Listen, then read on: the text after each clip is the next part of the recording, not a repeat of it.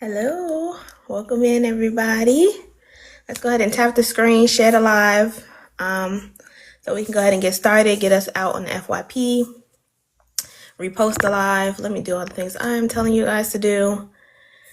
Repost the live, share the live, send your daily heart me's, tap it up, tap it up, tap it up.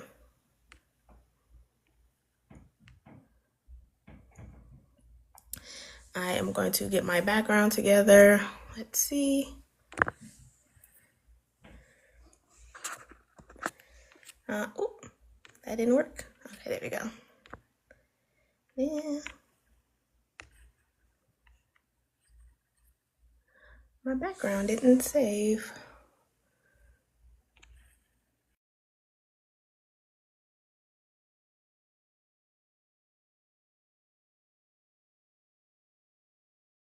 St. Patrick's Day background. That's what I'm looking for. But I don't see it. Oh no, now it's frozen. Hold on. Okay, there we go.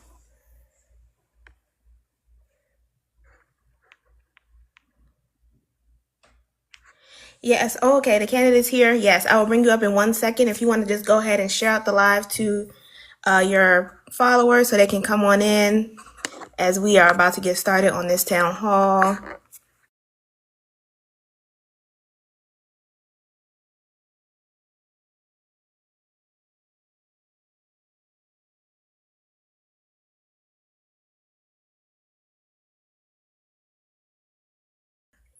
All right, let's see.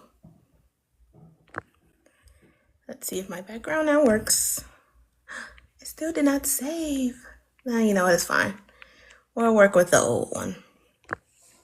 That's fine. All right. Yes, I know, but it won't save for me. Well, I have a green shirt on, so we'll just go with that. All right, we only have 17 likes. Let's go ahead and tap it up. And let me continue to share it out. Yes, that's the one. I saved it already. I don't know. My phone isn't saving the background. I don't know. It's fine. It's fine. Oh, thank you. All right, so I'm going to bring the candidate up. I sent an invite to the candidate. Welcome in, guys. Welcome in. Miss Jones, hi. Hello. I'm trying to figure out, because it's been a while since I've been a guest on. I know you saw me trying to get my background together. I just barely got home. I had no time to get ready, and I'm just like, my daughter had an impromptu play date after school. Oh. You know what, that's fine. I will talk to the people as you get ready. Welcome in. Today we are talking to Miss Brittany Jones. She is running for governor of Oregon. Governor. That's a big role. I'm excited. Yeah. I don't think. Go ahead. I ran for president last time. Wow. We're gonna have to talk about that. That's interesting. How did that go? Ooh, not that one. I'm just looking for just a nice filter that will not make me look fake. Just move away my tiredness. I really want to say hi. You want to say hi? Oh. I'm not on the camera yet. Hold on. I'll let you say hi quick, and then you got to get off the camera because TikTok doesn't like kids on my account anyways. Yeah. That's a big beetle. How do they feel about you running for governor? How are the kids feeling? Excited? My daughter is excited about it. She tells everybody, like today, she was like, my mom is running for governor. Aww. She's like, my mom runs for governor. And I'm like, hi. Hi. So cute. All right. So then my oldest son, he doesn't think I'm going to win. Oh, no. He's like, I know. It's like, just drop out and get a job, normal job. And I'm like, well, I'm fighting for your future too by doing this. And oops. Moral support. Mom needs the moral support. Right. All right. So just let me know when you're ready to start. No, you're fine. All right, welcome in, guys. Let's go ahead and keep tapping, reposting. We're only at 17 likes, so that means people are not liking the screen. Tap the screen, tap, tap, tap. That helps us get on the FYP so people can hear about Brittany and what she wants to do for Oregon as governor. That's a big role, pretty much the head of the state. So we need people in here to listen to her plans and what she has going on for Oregon. All right. Yes. Okay, we're doing good on the shares, 59 shares. Thank you guys for sharing. Make sure you're putting it on your story and all of the things. All right, Brittany, are you ready? Yes, I am ready. I'm just trying to figure out. Oh, there we go. I tap right there. I was trying to figure out where to tap. No, you're fine. All right. So I want to welcome everybody in. Welcome to OVC, Our Vote Counts, TikTok Live Town Hall. And today we are here with Brittany Jones, who is running for Governor of Oregon. First, I want to just tell you who we are, who is Our Vote Counts. Our Vote Counts is a nonpartisan coalition of citizens from diverse states and backgrounds united by a shared commitment to empowering voters, promoting candidates who stand for integrity, inclusion, and accountability in the upcoming elections. Formed by a collective of educators, veterans, small business owners, students, and community activists, Our Vote Counts represents the strength of unity across geography, race, and ideology. While our stories are different, our mission is the same: to ensure that every voice is heard and every vote truly counts.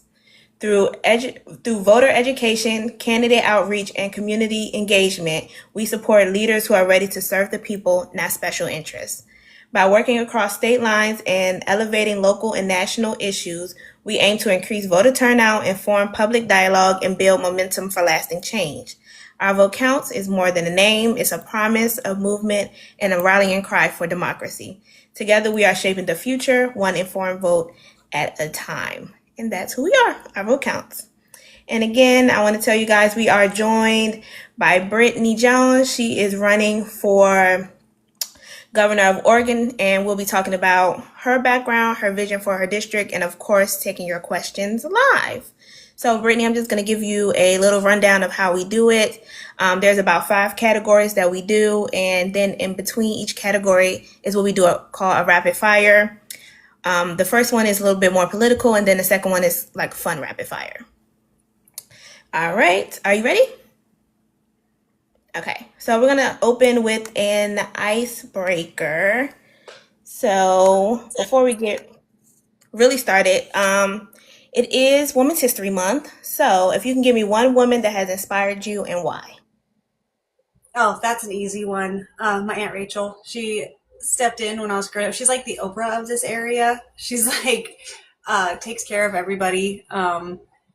And like any kid, she has had a daycare since I can remember. I was in the daycare, and then I helped at the daycare, and then I lived with her from when I was 15 and on, and she's just the rock for the family. She's the one that everybody goes to, and she never tells me I can't do something. She'll tell me if something's going to be hard, but she never tells me I can't do it. And then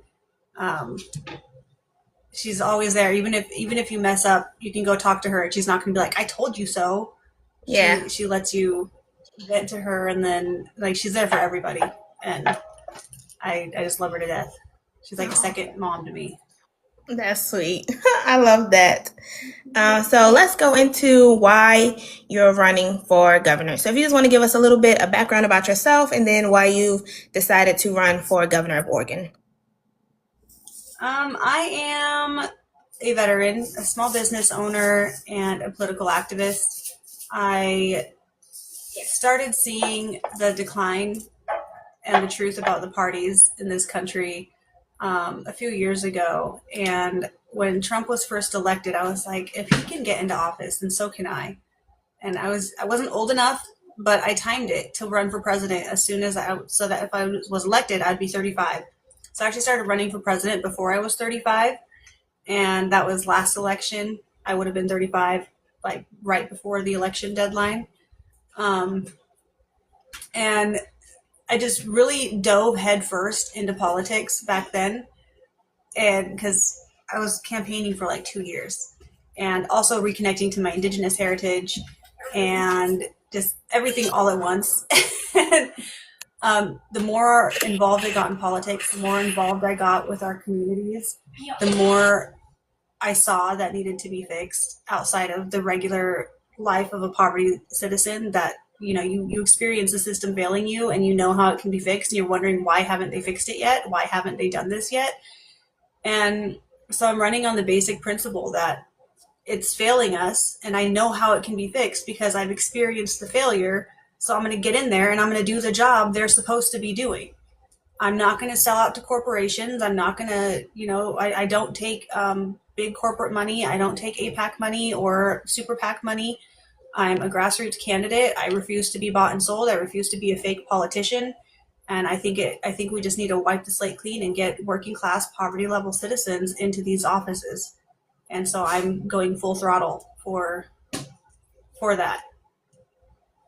Absolutely. And I've heard that because we've done so many town halls now. I've heard that same sentiment that they want somebody in there that really understands the people, that's not bought by corporations, and really wants to do the work for the citizens of their area. So I feel like that's a sentiment for a lot of people who are running grassroots campaigns right now.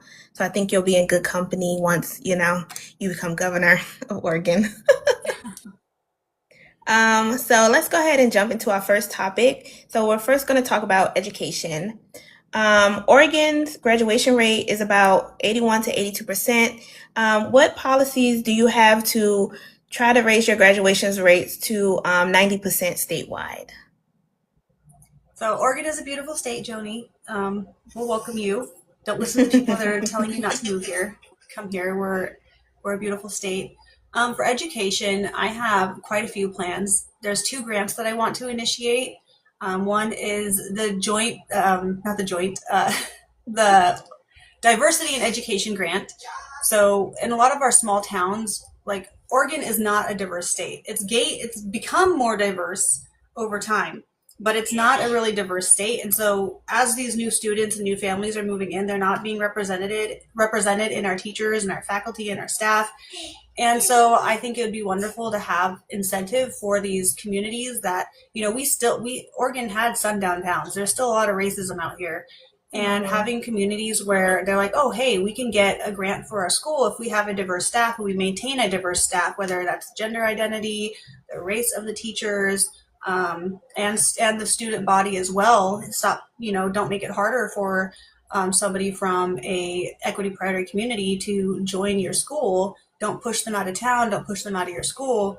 So if you maintain a diverse student body and staff body, then you'd be able to get the grant to help fund your school and your programs. And then there's another grant that is for arts and education, because we have so many electives being canceled and so many classes just going away. And then our class sizes are getting bigger because there's no more variety and less teachers and less subjects. I think bringing back those subjects and those electives can also help people finish out and graduate, because if you take the fun out of learning, you're not going to want to stay and learn. So bringing those back so people can experience, maybe learn different hobbies, different things that they would want to do when they do graduate. And then we just had Springfield, Oregon just laid off over 20 teachers. Wow. For the district because the union didn't submit a bid, or they didn't include housing costs in their negotiations, like the cost of housing. I'm like, do you think these teachers are living for free? You should, that should be common sense to, hey, it's going to cost money to live here, so we should pay them what they can, so that they can be able to afford to live here and teach the students. And the administrators no administrators got cut. No office, no board members got cut. They all just they took it out on the teachers. And we already have huge class sizes. We already have less electives, and the students are suffering because of it. So we need to bring back smaller class sizes, more teachers, mental health in every single school, and diversity and arts and electives back. Absolutely. As you already said, sorry, Oregon spends about $14,000 per student annually. How would you ensure equitable funding between the urban and rural districts? That is I think that's one of the reasons why people argue over school choice, is being able to move your student out of a certain district so you can get to a school with better funding. I think we have the funding. We're going to audit. If I'm elected, I'm going to audit every single department and find out where the money is going and how it's being used, to see how we can divert it back so that we can have equal funding. Because no matter where you live, no matter where you're raising your kids, they deserve a good education, a solid education. They shouldn't have to move or go out of the district to be able to access that.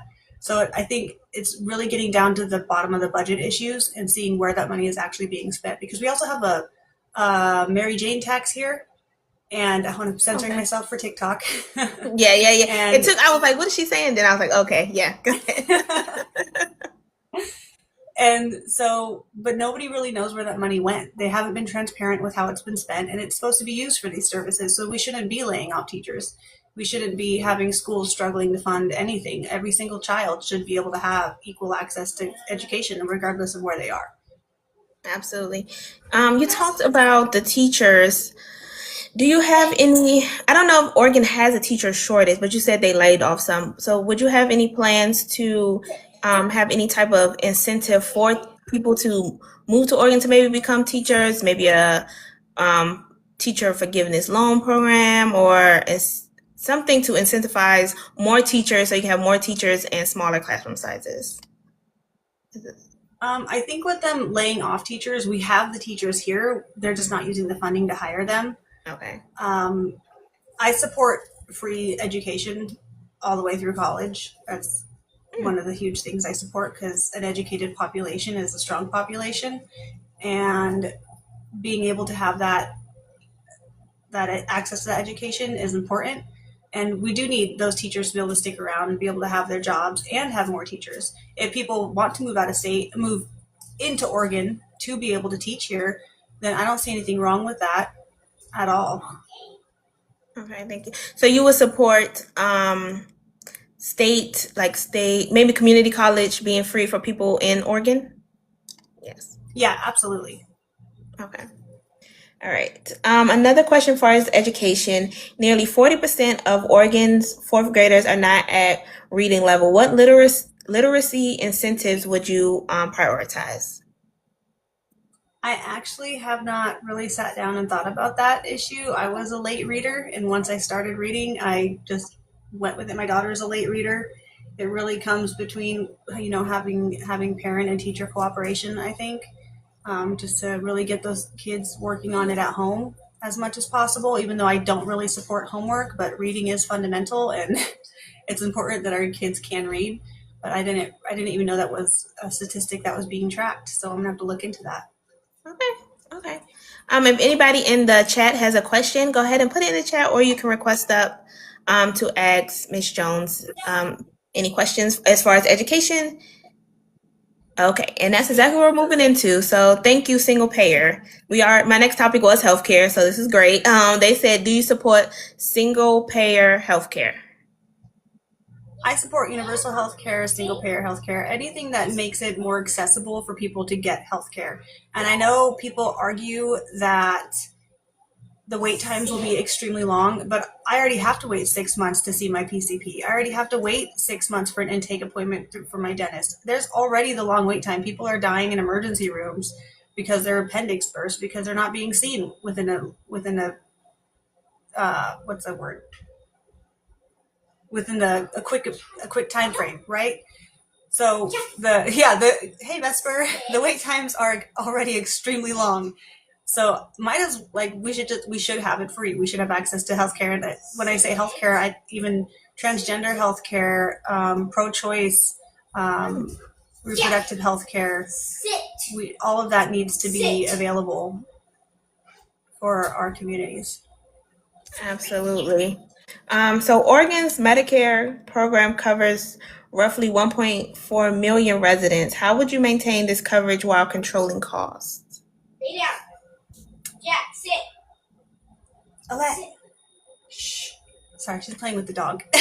Jack, So that's part of where the audit comes in as well. sit.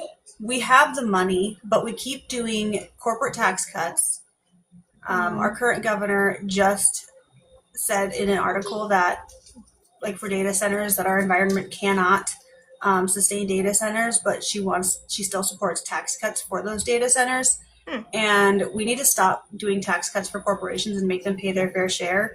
And that money could help fund the medical health care that we need. I'm also a huge proponent or supporter of legalizing and regulating substances, so that way there can be safe use centers, less addiction rates, less overdose deaths, less STI and STD spreads, and more services available without the criminalization of it.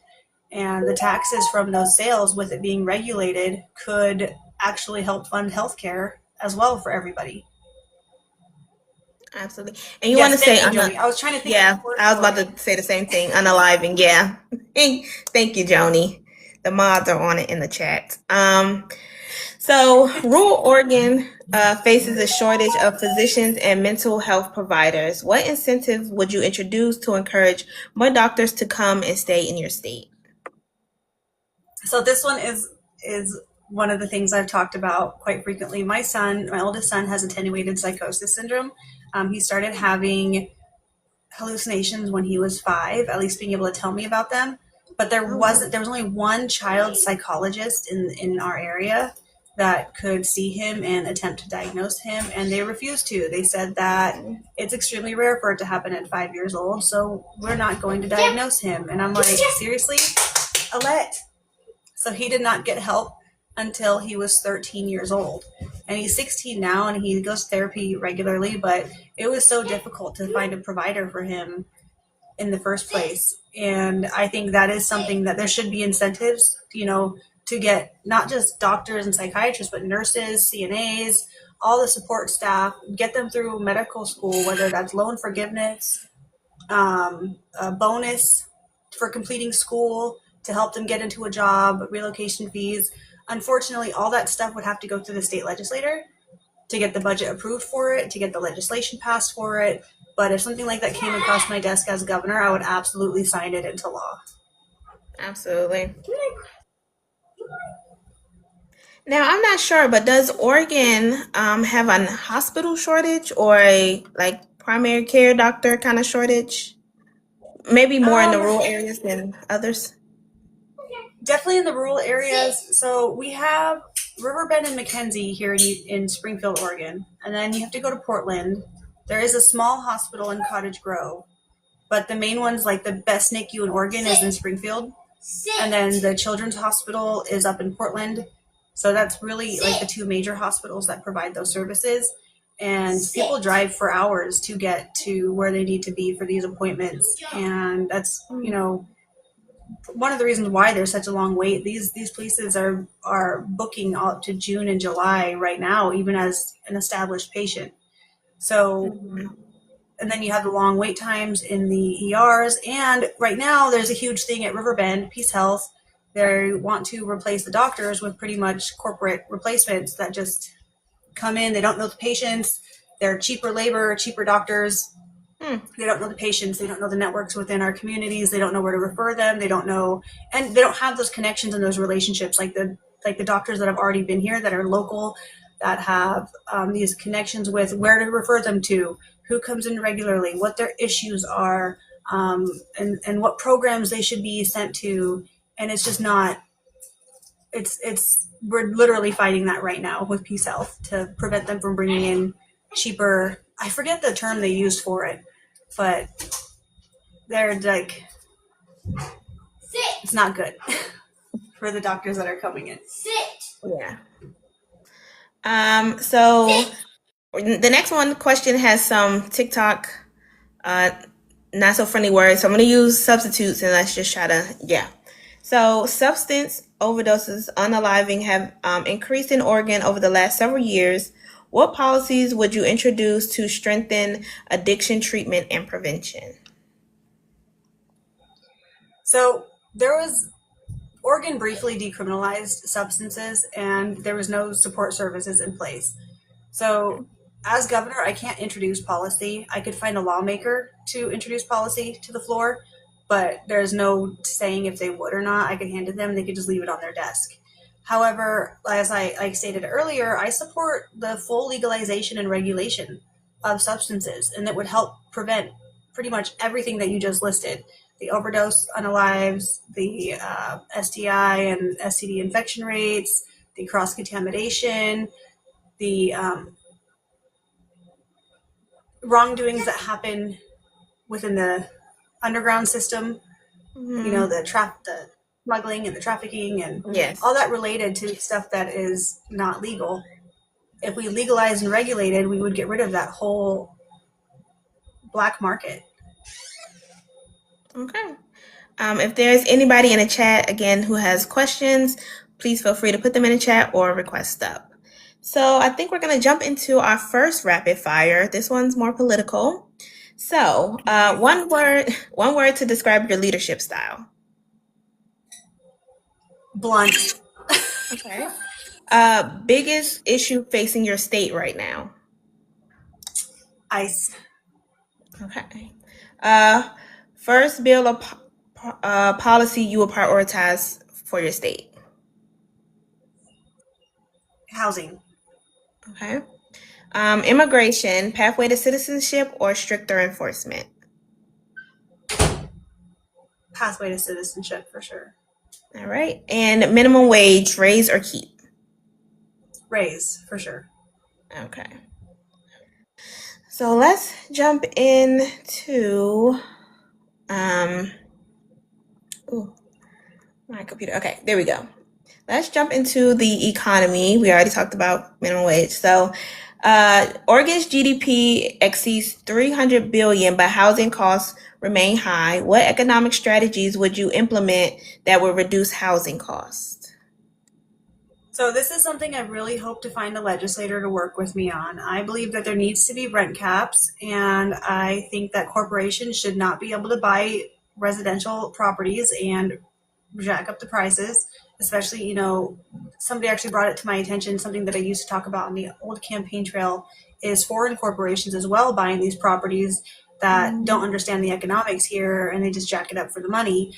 So corporations in general should not be able to own residential properties, and there should be a limit on how many an individual owns, like if they're going to make a business out of it, and the rent needs to be tied to how much the mortgage is, like a certain percentage over the mortgage and the taxes, so that there's the owner who's renting it out can still make some income from it, but it's not a get-rich-quick scheme. It's not something they can take advantage of. If the mortgage and taxes go down, the rent would go down. If the mortgage and taxes went up, the rent would go up. Instead of what they have now, where once a year they can raise the rent by, I think it's 10% or 5%, regardless if the taxes or mortgage go up at all.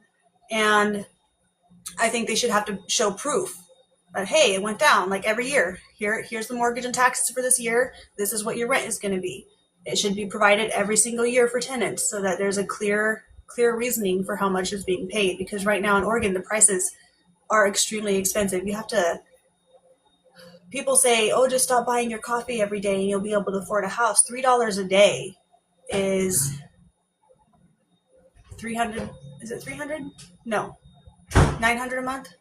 How much is that's not 900 a month. Oh my God. Sorry, guys. $1 a day is $90. Jeez. 90, yes. It'd be 90, right? God. I've $3 a day, yeah. I was at 30 days. I was in a vigil last night, and I was not back till after midnight, and then we got up super early to get my daughter to school. So, but so $90, and then $90 a month that you're saving up for a year, it's less than $1,200 a year, and you need $4,000 to $5,000 to move into a house. So how many years do you want these people saving up to be able to get into an apartment? If you get a 30-day notice, you don't have 4 years to save up to move into the next apartment. So it's a gross argument to use 10 years, right? 10 years to save up to be able to move, because you need first month's and deposit, and they can jack up your deposit if your credit is bad, or if you have pets that you're bringing with you, or if you've had a recent eviction. And those things should not be allowed to happen. Absolutely. And housing is an issue everywhere. Even in my state, as somebody, I'm 29, usually by this age, people are buying their first home. And I'm looking at homes and I'm like, I don't even know how I'm going to afford to even the down payment for a first home. Would you support first home buyers programs for your state? Absolutely. And I also think that if you're paying rent on time every month, even if it's a few days late, whatever, if you're paying rent every month, and because when you're applying for a home loan, they look at your payment history. They should look at your rental payment history. If you can pay somebody else's mortgage for 10 years, you can pay your own mortgage. If they should really take that into consideration. I agree. So small businesses represent over 99% of Oregon's businesses. What policies would you support? I mean, what policies would help them expand and hire more workers? Access to capital, access to loans and bridge loans, grants. It is so difficult. I'm a small business owner, and they want you in operation for 2 years, and some of them want you to have like thousands coming in every month. And I'm like, if I had a business and had thousands coming in every month, I wouldn't need a loan from you. Right. It doesn't make sense to me. We're a startup business. Help us in our startup phase. Don't wait till we're established. That's not what starter loans should be for. They should help you when you're starting up. If you have a solid business plan, you have projections for how much you think your business is going to make, and you already, even if you're established or you're going to get established, you should be able to have a pathway to that. And it should be easier to find what grants are available. Because if you look up grants online, you can't tell what's a scam. You can't tell what's real. There's nothing that's really points you in the right direction right off the bat. It really needs a lot of clarification. Absolutely. As a small business owner, I feel like I hear people talk a lot about red tape. Is that a thing in Oregon where it's harder to, really get through the paperwork to file as a small business and get that help? I did not hear that last bit. Oh, sorry. No, it's the gifts. I said I hear a lot about red tape when it comes to small businesses. So in what ways could you help small businesses kind of get through that red tape, I guess, quicker, or cut down on some of the red tape so small businesses can get their businesses up and running? I think there needs to be more education on how to file, because the state website, it tells you what you need to do, and you file that and you think you're good to go. But then you hear from the Department of Justice for some reason that you have to file paperwork with them as well. And it's like, why do I have to file with the Department of Justice? I'm filed with the state. And then you have to file with the IRS, but they don't tell you in one spot where this is what you need to file. Here's the paperwork. You have to kind of go and search for it in each individual area until you get, then unless they email you and be like, hey, we've noticed you filed with the Secretary of State. We need you to fill this out too. So it needs to be clarified. It needs to be simplified. And I think everything should be under one umbrella rather than spread out between all these agencies. You should be able to apply and file all in the same space. Absolutely. We do have a question in the chat. Someone asks, do you support tax credit for small, minority, and women-owned businesses that hire low-income people? I do. That's why I think we should be taxing the major corporations more, so that we can actually give small businesses the tax breaks that are needed so that they can be more successful, because it is very expensive. You even have to pay to dissolve your business, to file the paperwork to end it. Like it's like, why? If we're ending the business, we shouldn't have to pay to end it. Absolutely. So let's see. Some rural communities face higher unemployment than statewide average. What strategies would you support rural incomes? So me and my team, and I've been talking a lot about this as well, just out there in the community, about expanding our railway infrastructure and improving our highways to improve the connectivity between our small towns and major cities. When I lived in Illinois, you could hop on the Metra from way out in Elburn and take it into Chicago, and then take it out to Arlington Heights, which is like a 4-hour round trip. So it's kind of a long drive or train ride. But I drive 2 hours to Portland in my car. So, and it was like the cost of a bus ticket, like a day pass, was only a couple dollars more to take the metro. So if you couple that with a transit system, like a bus system that's improved on our highways, add that to the rail lines that needs to be made into a publicly owned entity, not privately owned. And then we could connect the small towns. We would have tourists going there, visitors. It would help small businesses that are in those locations. It would also help people who commute for work. They'd be able to go back and forth while saving money on gas. That's a lot of people in Illinois do that. They park at the train station and then they take it into the city and then they come out and they drive home. So bringing that connectivity between our communities, I think, would solve a lot of those problems. And yes, it would cost money to do that. But once we had income coming in from train day pass sales and more bus sales, then that would start covering that, and it could actually start helping the gap in our ODOT funding. Okay. And somebody asks, what about a public-private partnership for your transit system? I mean, I could see that too, because right now it's owned by Amtrak. Oh. Amtrak has a private business out here. Well, I don't think the rail line is owned by Amtrak, but Amtrak is the public transit system, but it's privately owned. And I guess it would depend on what negotiations bring about, because that's going to be a long, complicated process to make that happen in Oregon. Okay. So since you already kind of started, we can jump into infrastructure. Let's see. So you already kind of talked about the transit, but what kind of infrastructure investments would you prioritize far as roads and highways? Yes, highways for sure. We have a lot of truckers that come through our state, and we have a lot of mountain passes, and some of our highways are extremely unsafe, especially because of impatient drivers.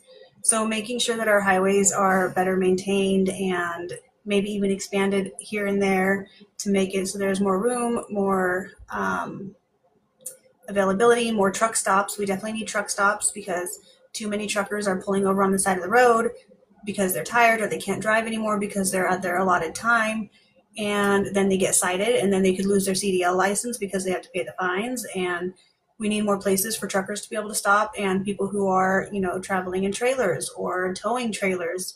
There has to be more areas because rest stops are way too far and few between.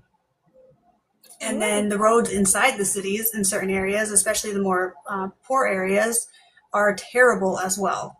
And those need to be fixed. And there's some areas that need better crosswalks, flashing stop signs. Like just driving around the state, you can see where this is a crash waiting to happen. And just improving that, and lighting as well. There's so much that I could talk about on that would take forever because there's so many different aspects. And then there's cities like Portland that have a whole bunch of one-ways that make no sense. And it's kind of coming like that in Eugene as well. A lot of one-ways that could easily be two ways. Absolutely. If you want to keep going, you can, or I can jump into the next question if you want to say more. Go ahead. Yeah, you're good. I was going to go in, there's also green infrastructure that we could expand on because cities and towns are heat islands, which contributes to global warming. And if we had green rooftops, more solar powered, more shaded areas, more trees planted, like if you look at a Walmart parking lot, it's just barren, hot concrete.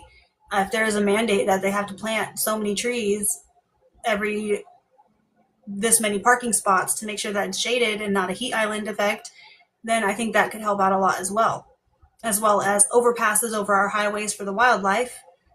And yeah. Okay. Thank you. No, you're good. Many rural communities lack high-speed broadband internet. How would your administration close this divide? We do have internet companies starting to expand to smaller towns now. Like when I first moved to Drain, the internet sucked. And then there's this company, I forget what it's called, but it brought a fiber optic internet down there, and it was faster than in the city. So I think that's already kind of being worked on in Oregon, where they're being connected. I could be wrong. If there's anybody from small towns that don't have that connectivity, let me know. But in my experience, Wi-Fi internet has been pretty expanded on in Oregon. Okay, well, that's good. I think it's so Yeah. crazy to think in 2026 that there are still areas that need help with getting access to the internet, which is amazing to me. Yeah. But yeah. Um, Again, if anybody has any questions on infrastructure, please feel free to put them in the chat or request up. Fiber internet is amazing. It's so quick. Yes. Well, she said she got it last week. Wow. That's crazy. I want to jump into another rapid fire. This is more of a fun rapid fire. Okay? Are you ready? All right. Yes. So, I'm are ready. you a morning person or a night owl? Night owl, for sure. Okay. Travel back in time or into the future? Back in time. All right. Pizza or tacos? Authentic tacos. Okay. Music or podcast? Music. Okay. And the book or the movie? Book. Always. Okay. All right. Let's go into some environment. You kind of started talking about that already, so that's good. Wildfires burn hundreds of thousands of acres annually. What long-term prevention strategies would you prioritize? I'm so glad this was a conversation. In Oregon, Trump just approved over 2 million acres to be clear cut. Clear What does that cutting, mean? they're claiming that it helps. Clear cutting is just they cut down entire acres of forest, just cut it all down and take it all out. And they're arguing that clear cutting is a good management strategy for forests and that it will limit wildfires. And this is fundamentally false. They're within these 2 million acres. Yeah, Vesper. It's he did it because of Cotec. They're doing this tit for tat thing right now. But old growth forests will be affected, and it's proven that old growth forests have a higher fire resistance than overcrowded logging areas. Old growth trees have a natural resistance to fire. The canopy provides a great biome, I want to say, where the undergrowth, the flora, the fauna, they all have their food, they all have their space, they all have their protection that they need for their different species for that specific area. When you clear cut it, you take away the nesting habitat, you take away their food, and then you replant like one or two of the same trees, hundreds of them, way too close together. They're too densely, they grow, that chokes out the undergrowth, and you have all this dense, dead, unalive, and dry undergrowth or remains that don't get taken care of the way they should be. And so that actually helps wildfires happen. Yeah, there's no forest floor.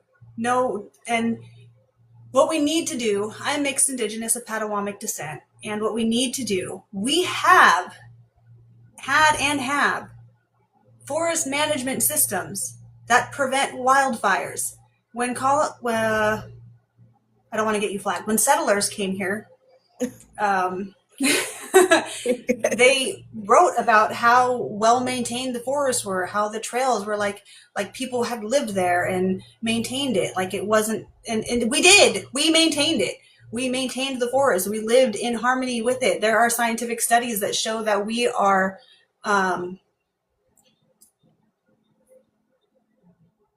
what's it called? What's the term? When you're part of the evolution of the area, you're Oh, I don't know. Chat, do you know the word? Maybe somebody in the comment like knows. you're a species that's important to not indigenous. You're part of the ecosystem. Like they're part of the ecosystem. Like just like any native species that's there helping with the maintenance. There's a specific word for it. I'll have to look it up. But there's studies for this. And so we were important parts of the ecosystem. And we should be again. We should be a key species. Yes, key species. We'll figure it out. But getting a keystone species. Thank you. Yeah. So like we were just as important to the environment as the environment was to us. And having that balance come back is very important. Thank you, Vesper. Having that balance come back. Alexa answered for you.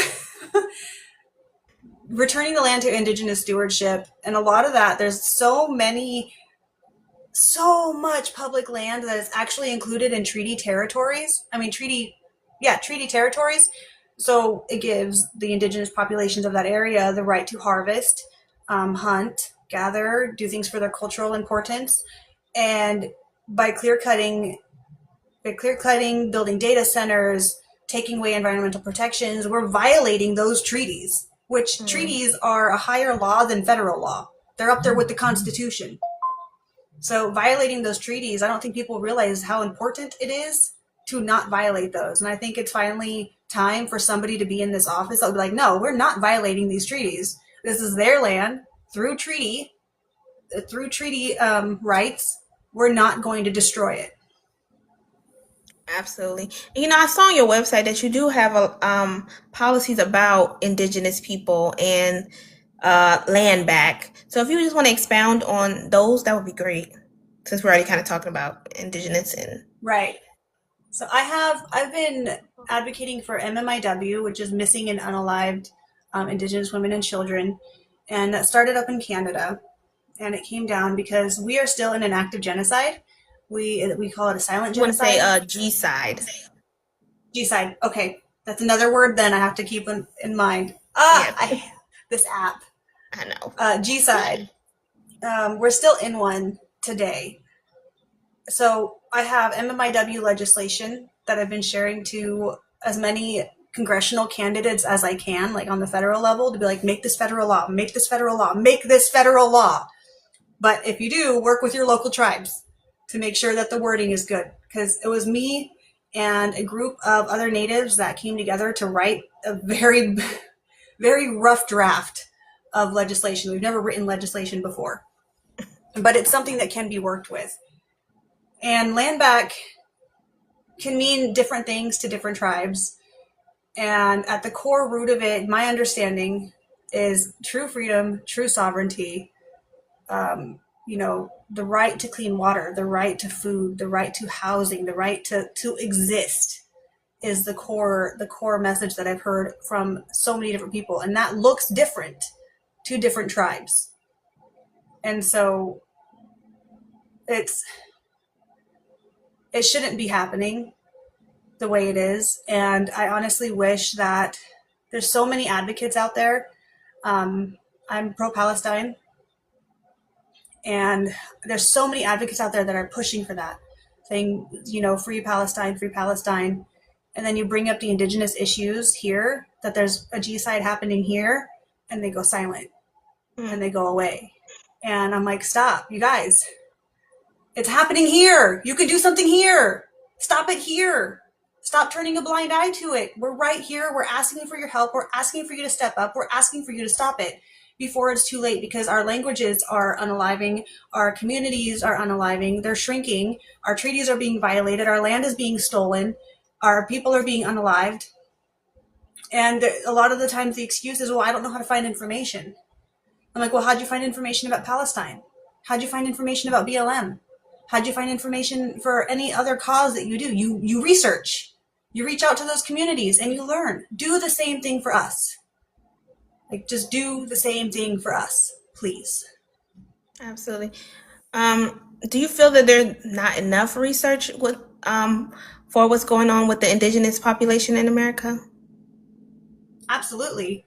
I think it's I think a lot of people don't get involved because they don't want to face possible guilt of what their ancestors may have done. So there's that guilt that they don't want to face, that my ancestors contributed to this, but it's a part of the process. Like, we're not sitting here saying it's your fault that this happened, but it was the European settlers that came here that did this. And we need to have that accountability and that very hard talk to get these issues settled, to heal that past trauma so we can all move forward. Because until that happens, it's going to keep being buried and people are going to keep turning a blind eye. Absolutely. I'm going to jump back into environment. So Oregon plans to reduce greenhouse gas emissions by 45% by 2035. How would you balance environmental goals with economic growth? Well, I don't see how they would be able to cut that down when they want to bring data centers here. You want to go into that a little bit too? Data centers?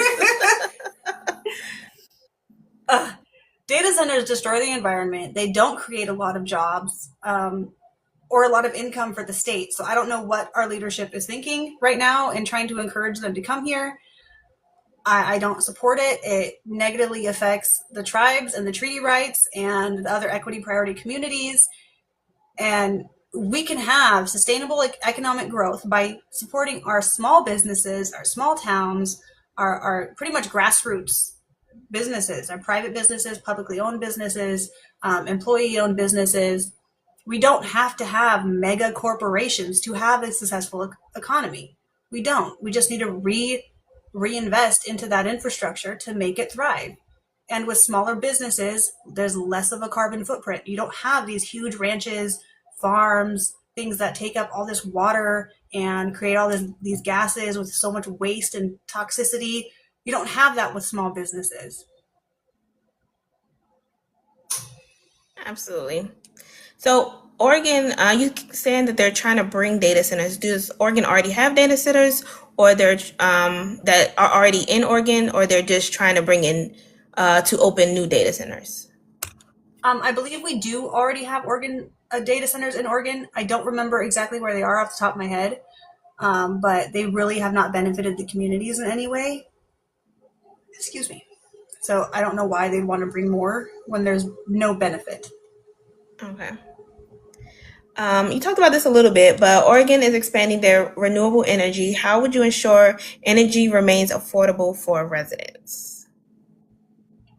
That would have to go through the state legislature, but things like EWEB and Sub, the electric companies, they are increasing their rates. Yeah, corporate greed. Thank you, Vesper. It's going on with the electric companies as well, corporate greed. There's been a lot of talk in our communities about making these energy businesses publicly owned, because we need electricity, we need running water, especially the medically fragile and the children and the elderly. So having it publicly owned would help reduce that cost, and I can get on board with that, absolutely. How could you stop corporate greed at a state level? Just because I saw his comment, I'm like, how can we stop that at a state level? So I have a tax bill on my website. I don't know if it's on my website, but I know I talk about it on my website, about taxing corporations and breaking up monopolies. And we could do that on a state level where, say, hey, you're a corporation of this size and you want to do business here, you're paying this much taxes. You're not getting a tax break. And while giving local businesses tax breaks, and people are concerned about that, will raise the prices, they'll fire employees. But you can put in the legislation that they're not allowed to fire employees, that they're not allowed to reduce wages, they're not allowed to increase costs. You would force them to take it out of their profits. You can put that in legislation. You can put those safeguards in there. And I think that would help break up these corporate monopolies and make them pay their fair share. Absolutely. I want to remind anybody in here, if you have a question, go ahead, feel free to put it in the chat or request up. Let me see. I don't think I saw any more questions or comments. No. Okay. So I kind of want to talk about your ICE policy. I know you talked about ICE. So if you just want to go into one, currently, how do you feel about ICE? I don't know if ICE is ICE in Oregon currently? Oh, yeah. So my first question is Yes. ICE currently in Oregon right now? Yep. They have a detention facility in Portland and one in Eugene, and they're trying to build one in Newport, I believe. I don't know if they have one in Salem. Oh, yeah, the Portland Frog, he's been all over TikTok. Inflatable animals have been protesting outside of the ICE facility. Mm-hmm. So I have a very hardline stance that day one, I'm declaring a state of emergency. And under a state of emergency, the governor gains control over the police agencies, state and local level. With the state and local level, I could suspend, I can't fire, but I could suspend police officers that are violating sanctuary city laws and assisting ICE outside of the normal, already structured way to, hey, if somebody's arrested committing a crime, they're illegal, you have the transfer process to get to ICE. If they're doing anything outside of that and violating the sanctuary city laws, they would be suspended. I have somebody in mind. I'm going to fire the police chief for the state police. I have somebody in mind, but I can't say who yet because I haven't talked to her yet. But she's phenomenal, and she would. I could just see building training. My brain is not braining today. Training modules. Okay. For cultural competency, de-escalation tactics. We have a lot of Proud Boys and stuff like that in our police force here. I would wipe them. Nope, you're suspended indefinitely. And then at the same time, under a state of emergency, I would open up a full investigation into ICE and their conduct within the state of Oregon. And I am going to take that evidence, because there's plenty of it, and refer them for criminal charges at the state level or the federal level, whichever one.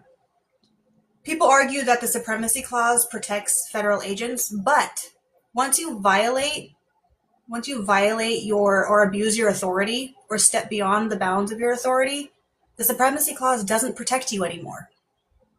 And there's ample evidence that ICE agents are violating or overstepping the bounds of their authority. So they wouldn't be protected by that.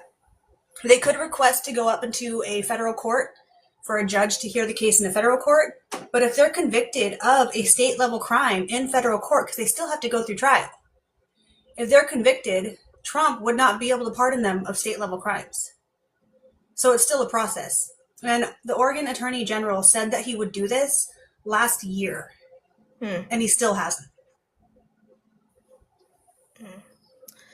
We do have one question in the chat. They say, are you open to requiring police to have malpractice insurance? I'm tired of my taxes paying. Do you mean kind of like the same way where priests have to have insurance for sexual abuse crimes? Like if police have insurance for their malpractice, then their insurance would pay out the victims? Wait, priests I don't know have... if anybody knew that. No, can you... That's not relevant to this, but I'm interested. I didn't know this. There are insurance companies for churches to pay out victims, to pay victims' claims. Wow. Because there's so many victims from the church. I did not know this. I highly suggest you look into that. I was shocked when I was like, they have their own insurance payouts for this stuff? That's insane. Yeah. That's how doctors and nurses have malpractice. I mean, absolutely. Any type of accountability system, I'm all for. We need more accountability. I agree. The taxes should not be paying for their crimes. I agree. Absolutely. If anybody else has any more questions in the chat or would like to request up, feel free to request up. Neither one of us bite, it's very nice up here. We've talked, if you have any questions about any of the topics we talked about or another topic regarding Oregon, feel free to request up. Before we get into our closing, I just wanted to know if there was any topic or policy that we haven't covered that you really wanted to talk about and get the word out during this town hall. So there's two of them, three. Two of them can go together though. So one, I have a housing plan. That is a path to home ownership. It's not a never-ending state rental. It focuses on getting the condemned and abandoned homes, fixing them up, and then getting people literally off the street. It's a housing first approach, off the street and into the homes. We can figure out how much they can pay, what services they need, and how we can help them. And then that would help the housing issue.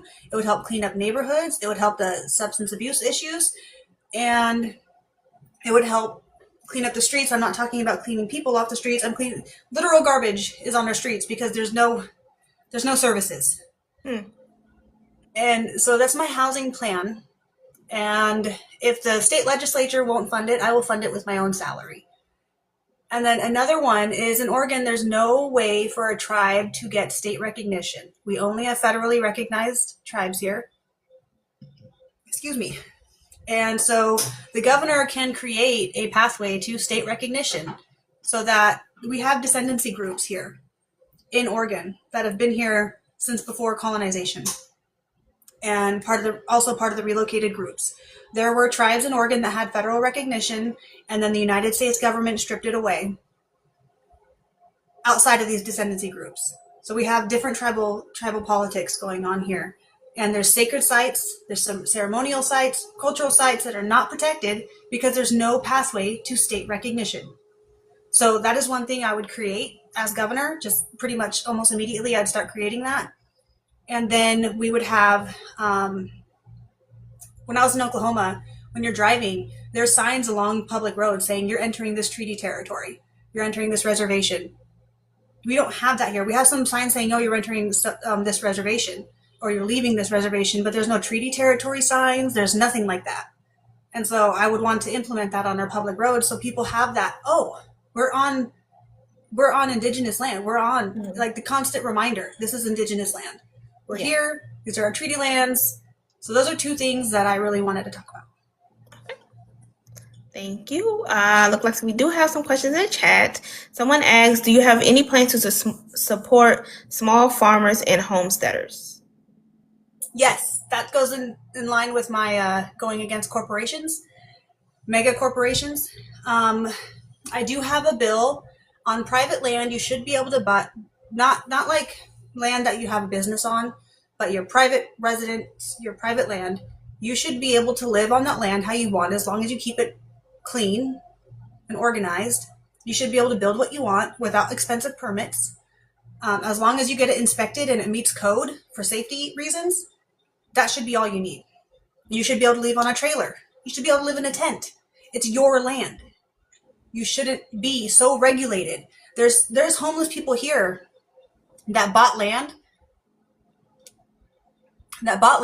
thinking they could live on it in a trailer. And then they bought a trailer and then they're like, nope, you can't live on the land. So now they move it around on the streets. And they park at campgrounds instead. Interesting. Someone asked, how would you feel about partnering with Washington and California and bringing a veterans care package? What would that look like? What do you mean by that? The people, if you want to expand on that, while they do that, someone did ask, do you have a plan to address housing costs? We did talk about that, but if you want to just give a quick synopsis again for the new people in the chat. Yeah, I support rental caps and making sure it's tied to the actual mortgage and insurance rates. Ooh, yes, sassy Sarah. Oh, they put him in. Oh, sorry. That's my husband. Oh, sorry, I muted her. I'm gonna let you finish your answer, and then we'll jump to the people for her question. I can go ahead and answer that one because the IP28, we can talk about that next. Okay. Okay. Yeah. All right. The people, welcome to the panel. If you want to unmute yourself, I did unmute you. Mute you. That's okay. I totally understand. My bad. I'm so sorry. That's fine. If you just wanted to go ahead and ask your question.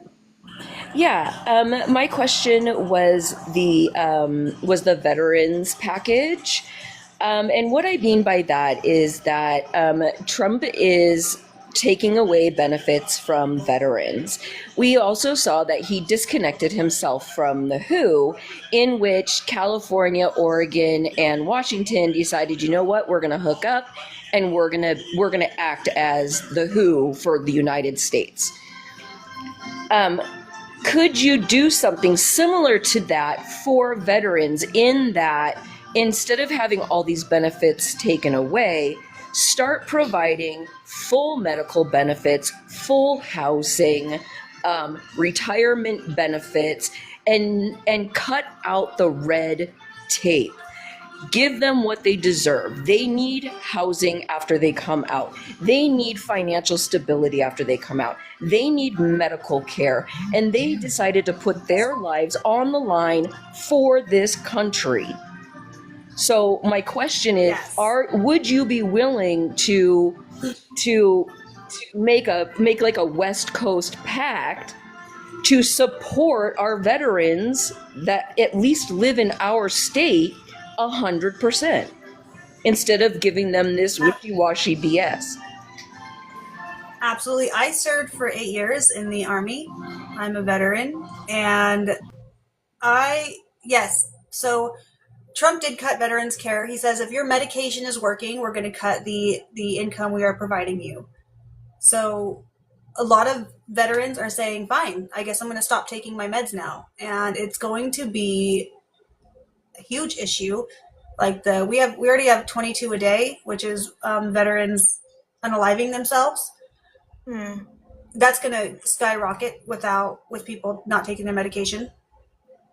And I was homeless, and I could not get assistance because I didn't serve at least one day in a combat zone. Every single program I went to, and I had kids, I was in a tent with kids. Every single program I went to had that requirement, whether it was the VA or a private nonprofit. They all had the requirement that you had to serve at least one day in a combat zone. It doesn't matter that I got an honorable discharge. It doesn't matter that I served my contract. It doesn't matter that my body's broken, because your body still does get broken even if you don't deploy. There's a lot of gaps and issues that need to be fixed. I'd be more than willing to work with California and Washington on that. I've actually been talking to my team about talking to them anyways for, everything going on in Kansas. It's pretty much illegal to be transgender right now. So I want to make the West Coast a refuge in general. And that would require, hi Kai, that would require, help from Washington and California, because if people come to Oregon, they can go through there to get to Canada or to Mexico, because there's going to be refugees, there's going to be people leaving.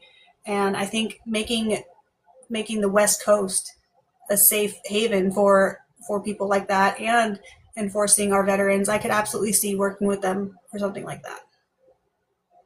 So thank you so much for your answer, and I appreciate you bringing me up. Have a great day, and I'm looking forward to seeing more from you.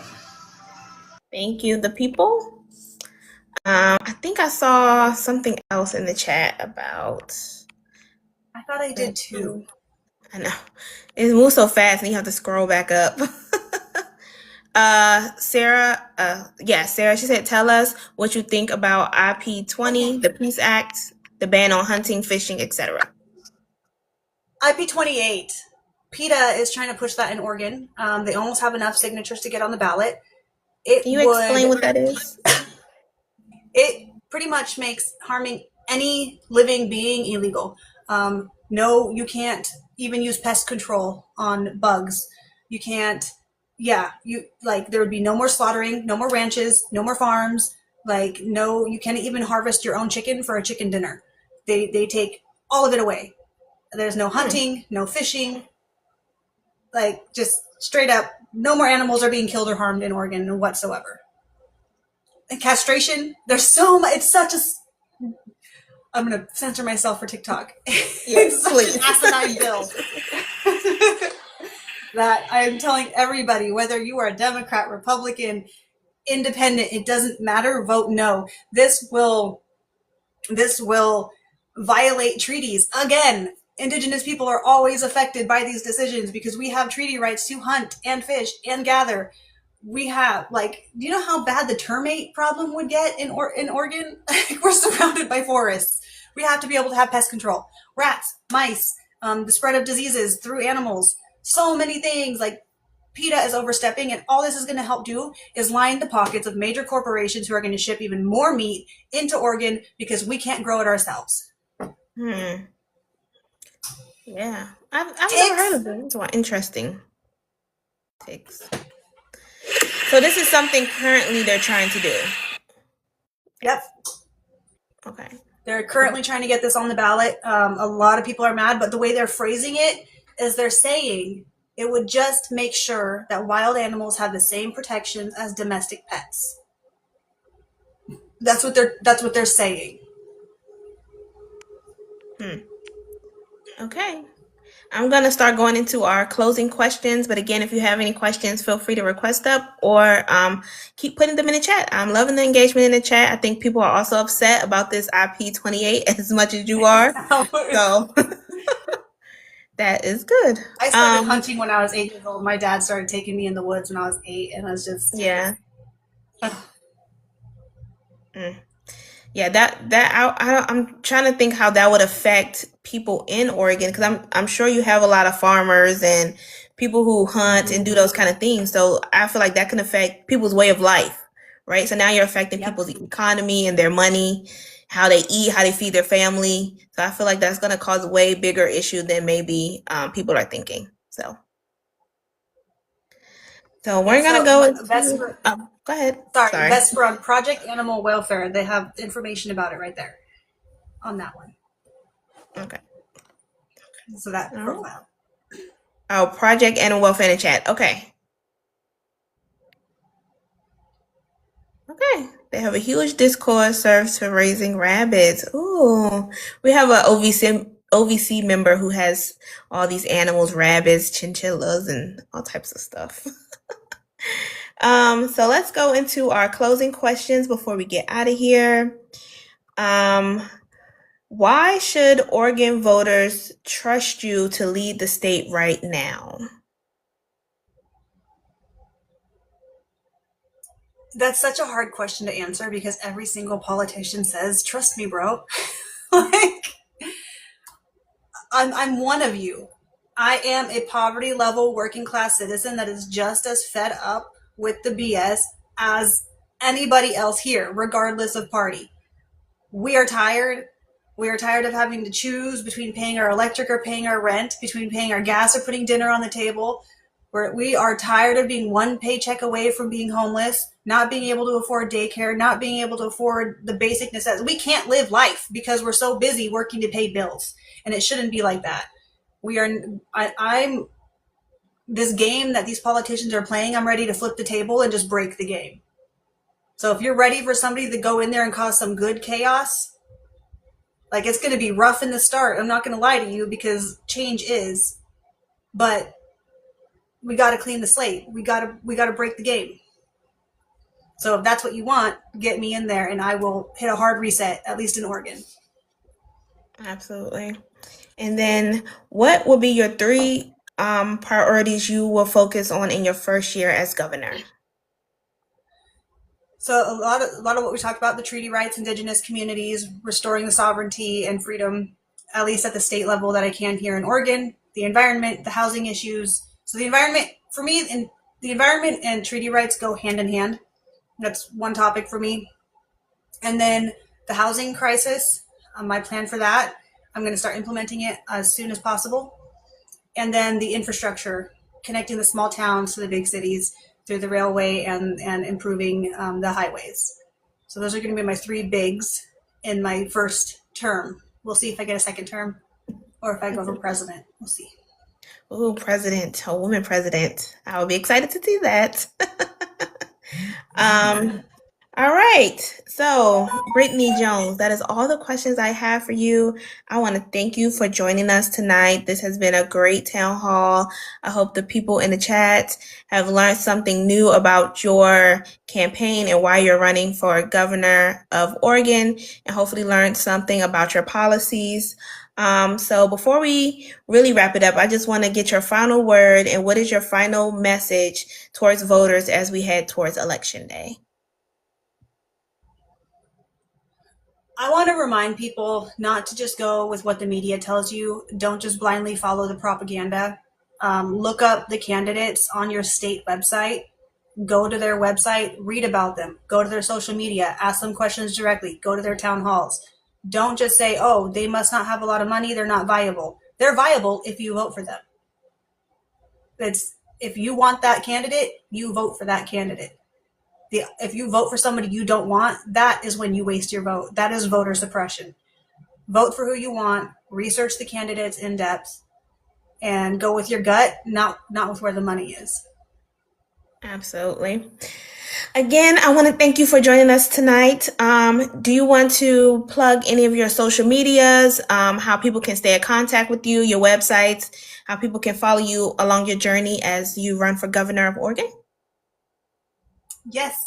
My profile on here, excuse me, I'm drinking soda. I should not do that in interviews. My profile right here, in the bio, there's a link tree, and it has my Facebook, my Instagram. I think it has my Blue Sky. It has my website. We are hitting the road in April full time. We're literally going to be in cars and campsites and hotels until we can get a trailer. And we're just getting out there and meeting you face to face. I have an app that I downloaded I'm part of Citizens Impeachment, Courage Candidate Coalition. We are pro-impeachment. We want to have accountability for Trump and everybody else that is violating their oaths of office.